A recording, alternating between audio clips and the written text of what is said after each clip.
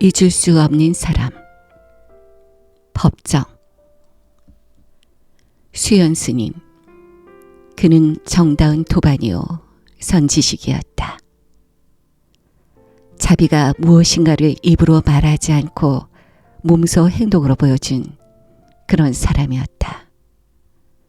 길가에 무심히 피어있는 이름 모를 풀꽃이 때로는 우리의 발길을 멈추게 하듯이 그는 사소한 일로서 나를 감동케 했다. 수연 스님. 그는 말이 없었다. 항시 조용한 미소를 머금고 있을 뿐 묻는 말에나 대답을 하였다. 그러나 그를 15년이 지난 지금도 잊을 수가 없다. 아니, 잊혀지지 않는 얼굴이다. 1959년 겨울, 나는 지리산 쌍계사 탑전에서 혼자 안거를 하려고 준비를 하고 있었다.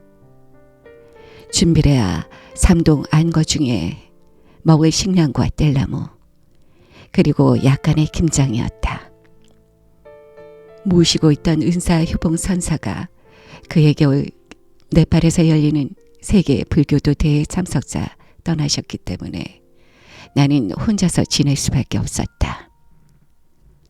음력 10월 초순 하동 악양이라는 농가에 가서 탁발을 했다. 한 닷새 한 걸로 겨울철 양식이 들기에는 넉넉했었다. 탁발을 끝내고 돌아오니 텅 비어 있어야 할 암자에 저녁 연기가 피어오르고 있었다. 거위망을 내려놓고 부엌으로 가보았다.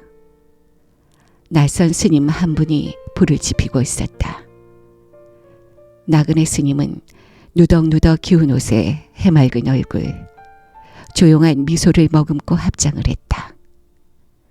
그때 그와 나는 결연이 되었던 것이다. 사람은 그렇게 순간적으로 맺어질 수 있는 모양이다. 피차가 출가한 사문이기 때문에 더욱 그랬다. 지리산으로 겨울을 나러 왔다는 그의 말을 듣고 나는 반가웠다. 혼자서 안거하기란 자유로울 것 같지만 정진하는 데는 장애가 많다. 더구나 출가의 연조가 짧은 그때의 나로서는 혼자 지내다가는 잘못 게을러질 염려가 있었기 때문이다. 10월 보름 동안과에 접어드는 결제일에 우리는 몇 가지 일을 두고 합의를 해야만 했었다. 그는 모든 일을 내 뜻에 따르겠다고 했다. 하지만 정진하는 데는 주객이 있을 수 없다. 단둘이 지내는 생활일지라도 둘의 뜻이 하나로 묶여야만 원만히 지낼 수 있다. 그는 전혀 자기 뜻을 세우지 않았다. 그대로 따르겠다는 것이다. 육신이 나이는 나보다 한 살 모자랐지만 출가는 그가 한 해 더 빨랐다. 그는 학교 교육은 많이 받은 것 같지 않았으나 천성이 차분한 인품이었다. 어디가 고향이며 어째서 출가했는지 서로가 묻지 않는 것이 승가의 예절임을 아는 우리들은 지나온 자취 같은 것은 알 수가 없다. 그리고 알 필요도 없다. 다만 그 사람의 언행이나 억양으로 미루어 교양과 출신지를 짐작할 따름이다.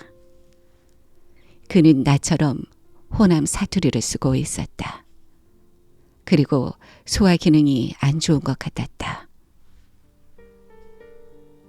나는 공양주, 밥 짓는 소임을 하고 그는 국과 찬을 만드는 채공을 보기로 했다. 국을 끓이고 찬을 만드는 그의 솜씨는 보통이 아니었다. 시원치 않은 감일지라도 그의 손을 거치면 감노미가 되었다. 나는 법당과 정랑의 청소를 하고 그는 큰방과 부엌을 맡기로 했다. 그리고 우리는 하루 한 끼만 먹고 참선만을 하기로 했었다. 그때 우리는 초발심한 풋내기 사문들이라 계율에 대해서는 시퍼랬고 바깥 일에 팔림이 없이 정진만을 열심히 하려고 했다. 그의 겨울 안거를 우리는 무사히 마칠 수 있었다.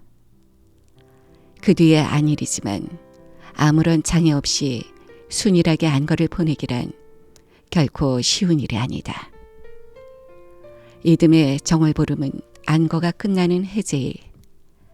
해제가 되면 함께 행각을 떠나 여기저기 절 구경을 다니자고 우리는 그 해제철을 앞두고 마냥 부풀어 있었다. 그런데 해제 전날부터 나는 시름시름 앓기 시작했다. 며칠 전에 찬물로 목욕한 여독인가 했더니 열이 오르고 구미가 뚝 끊어졌다. 그리고 자꾸만 오한이 드는 것이었다. 해제는 되었어도 길을 떠날 수가 없었다. 산에서 앓으면 답답하기 짝이 없다. 수행자는 성할 때도 늘 혼자지만 앓게 되면 그런 사실이 구체적으로 느껴진다. 약이 있는 것도 아니고 가까이에 의료기관도 없다. 그저 앓을 만큼 앓다가 낫기를 바랄 뿐이다. 그리고 그때 우리는 철저하게 무소유였다. 밤이면 헛소리를 친다는 내 머리맡에서 그는 줄곧 앉아 있었다. 목이 마르다고 하면 물을 떠오고 이마에 찬 물수건을 갈아주느라고 자지 않았다. 그러던 어느 날 아침 그는 잠깐 아랫마을에 다녀오겠다고 나가더니 한낮이 되어도 돌아오지 않았다. 해가 기울어도 감감소식이었다. 수어둔 죽을 저녁까지 먹었다.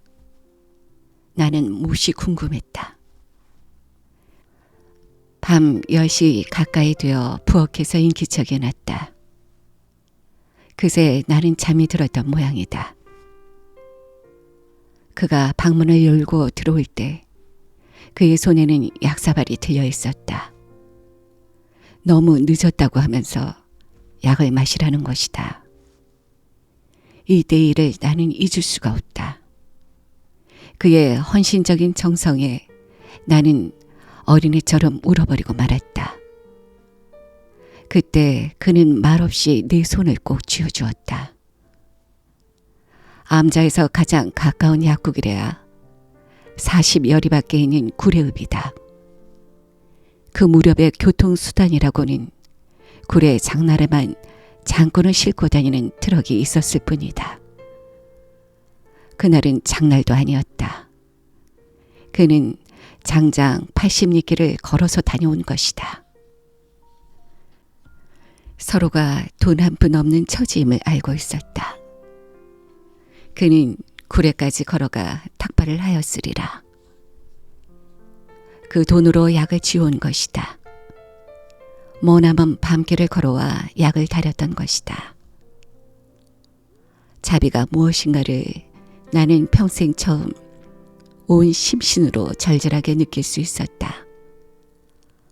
그리고 도반의 정이 어떤 것인지도 비로소 체험할 수 있었다.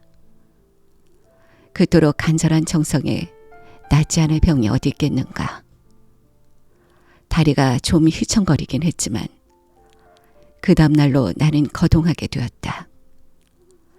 그때 우리가 거처하던 암자에서 오리남짓 깊숙이 올라가면 폭포 곁에 토구를 짓고 참선하는 노스님 한 분이 계셨다. 노스님이 무슨 볼일로 동구 밖에 다녀올라 치면 을에 우리들 처소에 들르곤 했다. 그때마다 노스님이 메고 온 걸망은 노스님보다 먼저 토굴에 가 있었다. 그가 아무 말도 없이 가져다 주기 때문이었다.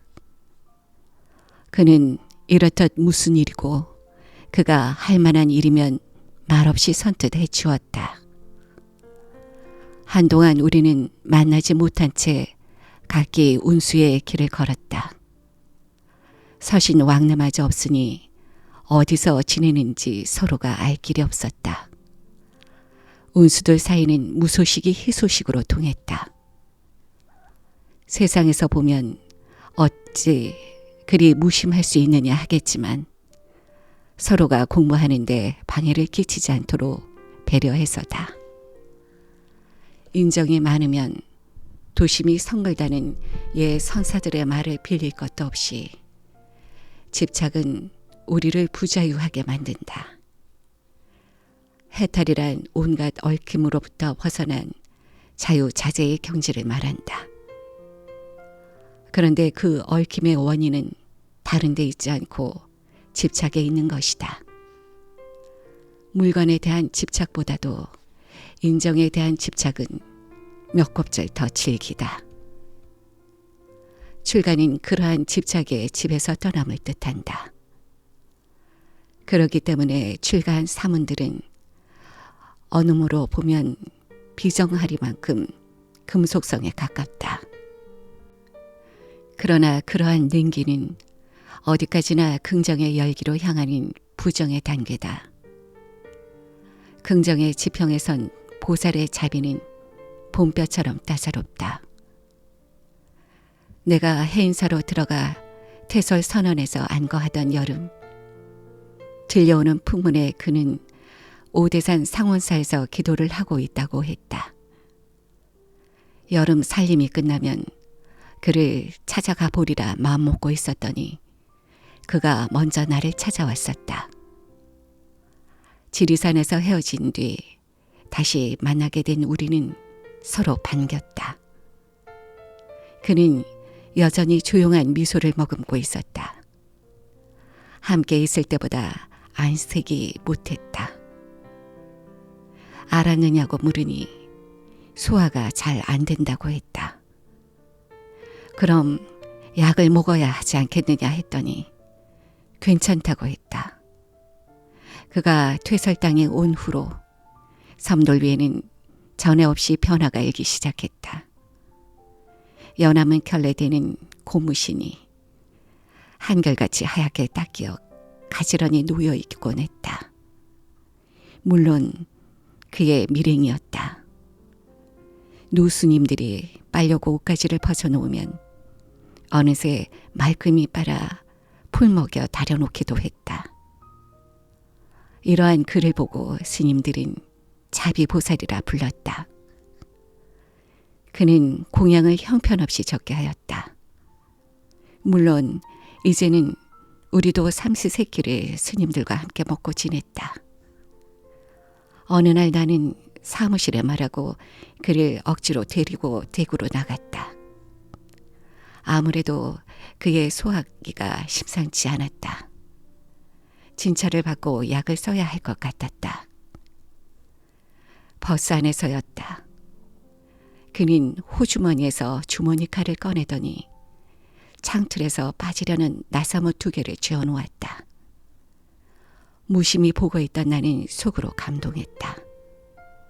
그는 이렇듯 사소한 일로 나를 흔들어 놓았다.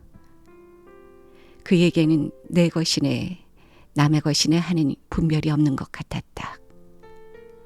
어쩌면 모든 것을 자기 것이라 생각했는지 모른다. 그러기 때문에 사실은 하나도 자기 소유가 아니다. 그는 실로 이 세상의 주인이 될 만한 사람이었다. 그의 겨울 우리는 해인사에서 함께 지내게 되었다. 그의 건강을 걱정한 스님들은 그를 자유롭게 지내도록 땀방을 쓰라고 했다.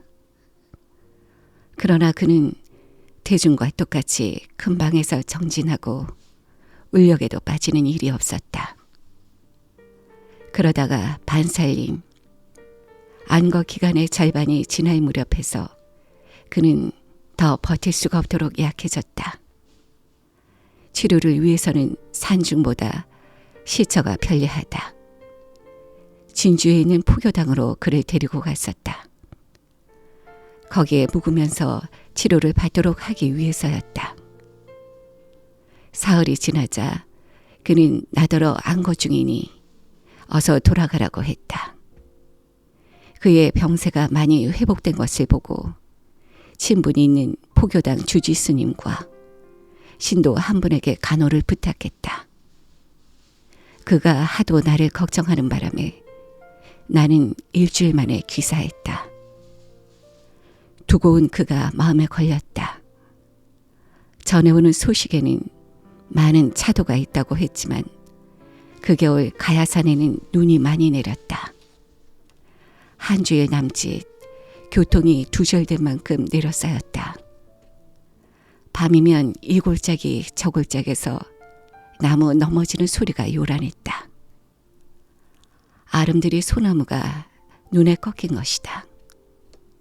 그 고집스럽고 정정한 소나무들이 한 송이 두 송이 쌓이는 눈의 무게를 못 이겨 꺾이고 마는 것이다. 모진 비바람에도 끄떡않던 나무들이 부드러운 것 앞에 꺾이는 오묘한 이치를 산에서는 역력히 볼 수 있었다. 꺾여진 나무를 저들이다가 나는 바른 쪽 손목을 삐었다. 한동안 침을 맞는 등 애를 먹었다. 그 무렵 나는 조그만 소포를 하나 받았다. 펼쳐보니 빈대에 바르는 약이 들어있었다. 어떻게 알았는지 그가 사보낸 것이다. 말이 없는 그는 사연도 띄우지 않는 채였다. 나는 슬픈 그의 최후를 되새기고 싶지 않다. 그가 떠난 뒤 분명히 그는 나의 한 분신이었음을 알 것 같았다.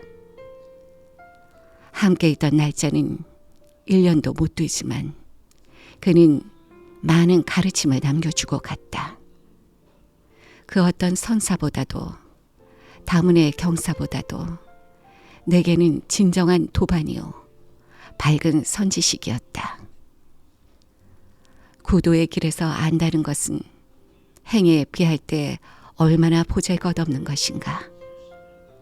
사람이 타인에게 영향을 끼치는 것은 지식이나 말에 의해서가 아님을 그는 깨우쳐 주었다. 맑은 시선과 조용한 미소와 따뜻한 손길과 그리고 말이 없는 행동에 의해서 혼과 혼이 마주치는 것임을 그는 몸소 보여주었다. 수연, 그 이름처럼 그는 자기 둘레를 항상 맑게 씻어주었다. 평상심이 도임을 행동으로 보였다. 그가 성내는 일을 나는 한 번도 본 적이 없다. 그는 한말로 해서 자비의 화신이었다. 그를 생각할 때마다 사람은 오래 사는 것이 문제가 아니라 어떻게 사느냐가 문제로 떠오른다.